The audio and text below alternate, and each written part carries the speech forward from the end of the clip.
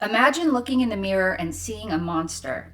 This isn't like you're having a bad hair day or your under eye bags look like Samsonites. You actually see a monster. You see a defect that everyone else insists isn't there. You spend hours checking mirrors. You avoid photographs. You stop going places because you're convinced people are staring. You undergo surgery after surgery trying to fix the thing that's ruining your life. Except the thing ruining your life was never your face. It was your brain. Body dysmorphic disorder is one of the strangest and most heartbreaking disorders in psychiatry. The person is not pretending. They're not being dramatic. Their brain is showing them a reality that feels completely true. And today we're talking about the disorder where your own reflection becomes your worst enemy.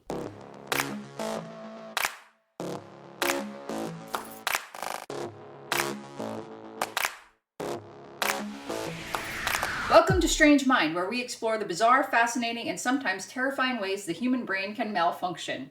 I'm Dr. Amy Busing. I'm Viking Cat Lady. Hello. Hello. Today we are talking about body dysmorphic disorder, or BDD, I'm going to be calling it, because that's just too much to say. And before we jump into our first case, we need to clear up something that gets confused all the time. People throw around the phrase body dysmorphia constantly. I have body dysmorphia. My teenager has body dysmorphia. My best friend's sister's boyfriend's brother's cousin has body dysmorphia. But dysmorphia isn't actually what we're talking about. So this is a diagnosis, body dysmorphic disorder, or BDD. So there's a difference between feeling insecure about your body and even like focusing on it a lot and actually having this psychiatric disorder. Because honestly, have you ever been fully satisfied with your body ever? Yeah. Maybe for 5 minutes when I was like 27. Right, exactly. Like for a minute. And then it's like, oh shit, I gotta lose another 5 pounds. It's crazy. From the time we can play with Barbies, we're assaulted with examples of what a woman's body should look like. So most of us have something we don't like, whether it's our nose, our stomach, our hair, our laugh, and those thoughts are not unusual. BDD is something completely different. So what's the thing you've complained most about in your life? Do you have one thing that just annoys you? No, I mean, we were just talking about the big bones in my feet earlier. Yeah, that's why. So that's really annoying. Right. No. That's good. No, I mean, I've got muscular legs and big boobs. Right. I Yeah, really you don't can't have much to complain. complain about. I don't think I ever was as self-conscious until I've been on camera, like every single day, and I'm like, have I been awake since 1987? Like, why is my like, face just drooping off? Okay, I see. All right. No, I do. Like my under eyes. Okay, yes. Yeah. My under eye. I do have under eye They're not bad. bags. They're not, but it depends on the day. Right. Yeah, exactly. Whatever. It but is yes, the thing, yeah. But yes, that is a thing for yes. Like Forgot when you about that. accidentally open your front-facing camera and your face is just sagging down. You're like, I'm 75. Yes. How did this happen? I did that the other day and shocked myself. Oh my God. Yeah, I'm always like making some disgusting face. Okay, so here's the difference. We're laughing. We can complain about these things. Maybe we go to the gym, we go to get Botox, like people, do some things, but we aren't consumed. People with BDD cannot actually move on. We're going to play a little game. Is this normal or is it a disorder? Or is it weird? I don't know. Either three. Okay. I think my neck looks like a turkey's waddle in photos. That's just, it's not a disorder. Okay. 2, I make people delete photos when I'm turned sideways. Not a disorder, but borderline. You're weird. Getting to, yeah. Would you call it weird? Yeah. Okay. Yeah, maybe. Maybe a little weird. Depends on how bad, like if you can ask a friend and get an honest answer. If your friend say, there's literally nothing wrong with this angle and you still see it, yeah, that's weird. Right, yeah. Because your friends will hopefully be honest and be like, yeah, that's not the most flattering. Let's do another. Yeah. Right. Okay. I don't leave my house because everywhere I go, strangers are pointing and laughing at my neck. You need help. Okay. You need help, girl. All right. Correct! Okay, so now we see why it's different than normal self-consciousness. Okay, there's like a spectrum. So here's how psychologists diagnose body dysmorphic disorder. First, the person becomes obsessed with one or more perceived flaw in their appearance. The important part is that the flaw isn't actually noticeable, or it's like super minor to most people. They're not like looking at it, you know? Second, they perform repetitive behaviors because of it. So, checking mirrors, avoiding mirrors, taking hundreds of selfies, seeking reassurance, comparing themselves to other people, covering the body part, picking at the skin, researching cosmetic procedures for hours. And third, this obsession causes real problems, like maybe they stop dating, or they quit school, they miss work, they avoid photographs, or become housebound. And finally, the concern isn't better explained by an eating disorder, because if somebody's primarily worried about their weight, then that's something else. That's a different diagnosis and a different episode.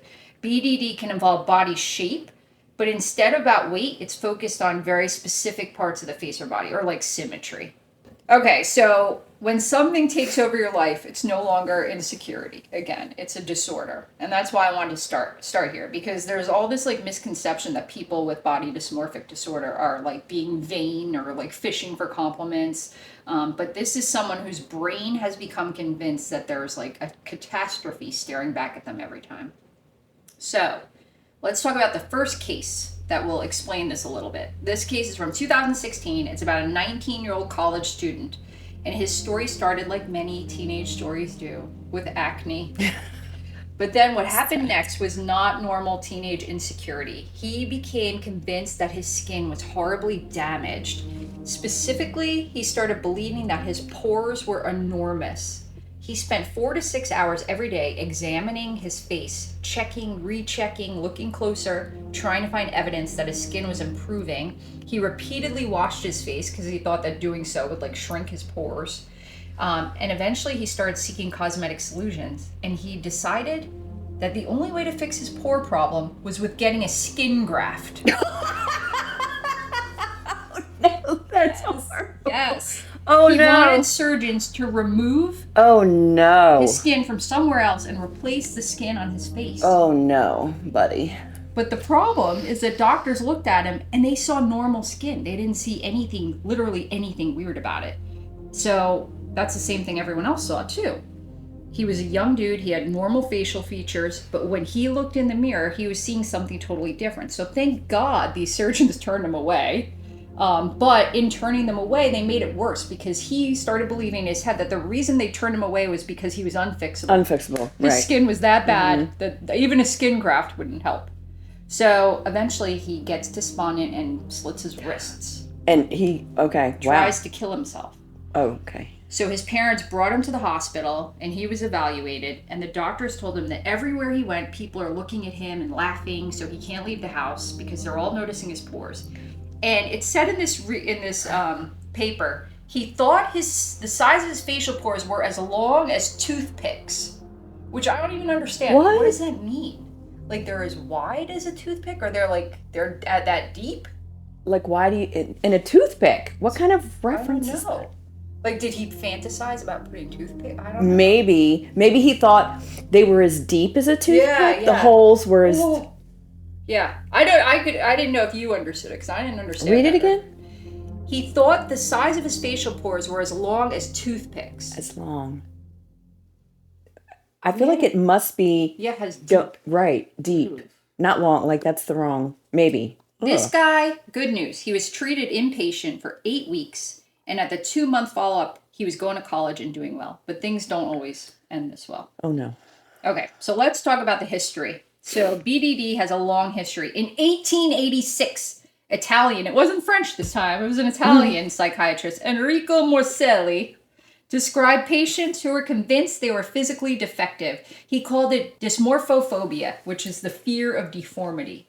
Dysmorphophobia? Dysmorphophobia. That's one word? Spell that. Yeah. Look, PHO phobia. Dysmorphophobia. I feel like that's unnecessary. You could have come up with dysmorphophobia. Dysmorphophobia. It's the fear of deformity. Okay. And for decades, people misunderstood it. They thought these people were just vain or concerned with their appearance. The disorder was referred to as imagined ugliness. That's so much easier. I know. I like it. Yeah. Is that worse or better than idiot savant? as a name. Oh, they're both good. Because it's not like it's not really imagined. It's like that's what they're seeing. Right. So it's a delusion. It's okay, then that's a better word. Ugliness. Delusional ugliness. That's right, it. Yeah. But it's not even always as you see that they're ugly. It could be that their pores are just the size of toothpicks. So anyway, the name is misleading. Because the ugliness wasn't imagined in the sense the person's making it up. The distress is painfully real. But today we call it body dysmorphic disorder, and it's recognized as an obsessive-compulsive and related disorder. Extreme cases, after being turned down by medical professionals, patients have resorted to do-it-yourself surgeries, even nose jobs. And we're going to talk about that in part 2 of this, so you'll have to tune in next week for that one. But some patients have become completely housebound for years, decades or more, unable to leave the house because they think their appearance is so monstrous to other people. And because people spend hours a day checking mirrors, they've had to cover every reflective surface in their house.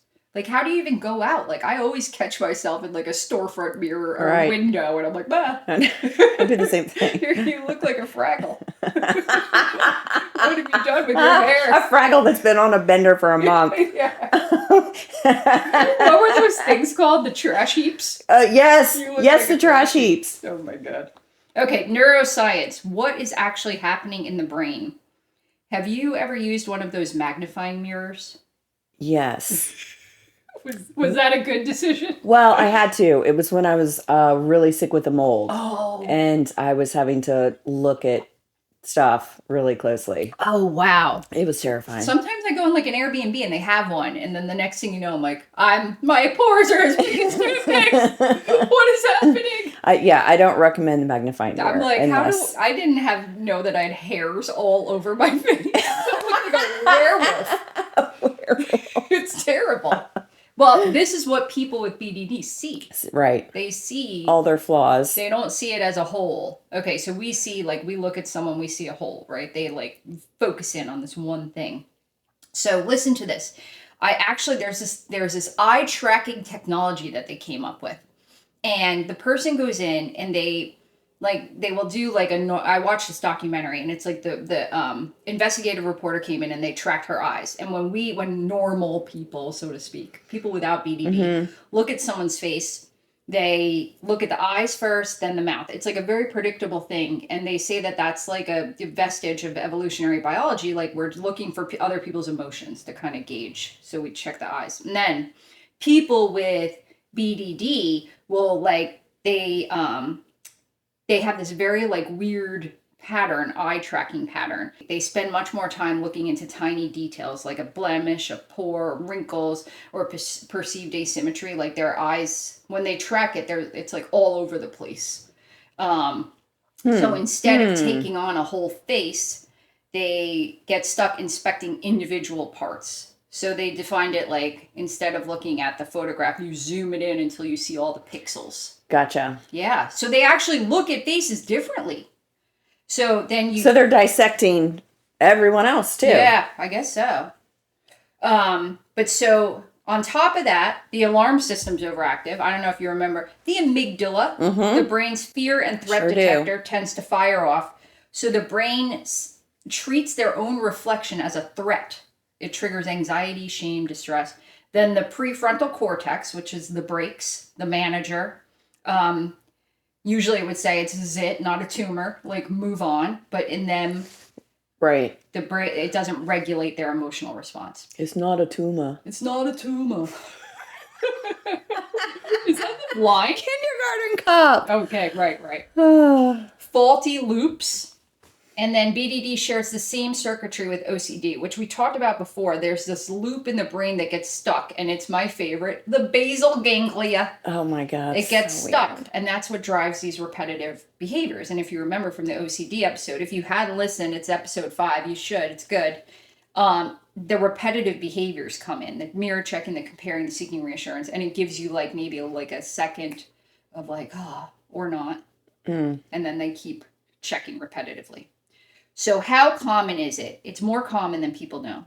It's approximately 2% of the population, so millions of people. It affects men and women, And it often begins during adolescence, right when the brain is already hypersensitive to basically everything. Appearance, acceptance, rejection, social judgment. And the common areas are skin, hair, nose, teeth, body size, and muscles. And for many people, it's not one concern. The concern moves. And that, strangers, is why plastic surgery is an absolute terrible idea for people with BDD. And that concludes part 1 of this episode. Now we know what body dysmorphic disorder is and why the brain creates it. And next week, we're going to answer an even stranger question. What happens when people spend tens, sometimes hundreds of thousands of dollars trying to fix a flaw that only they can see? So tune in next week because it gets much stranger. Can't wait for that one. Yeah. Until next time. Peace out.